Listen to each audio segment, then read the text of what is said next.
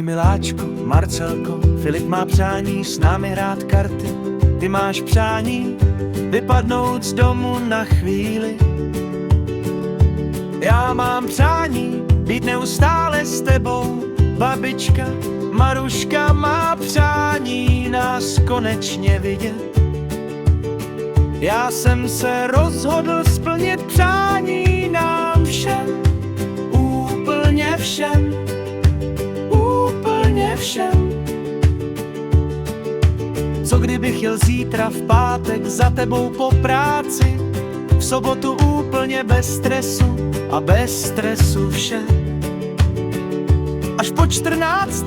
hodině bychom se sešli s Filipem a mámou u nich doma a společně hráli žolíky.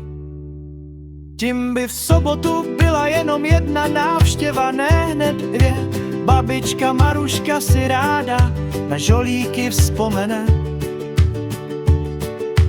Po takové sobotě, kdy budeme spolu a část našeho času věnujeme ostatním, co nás mají rádi, bychom už byli zase do pondělí jenom spolu.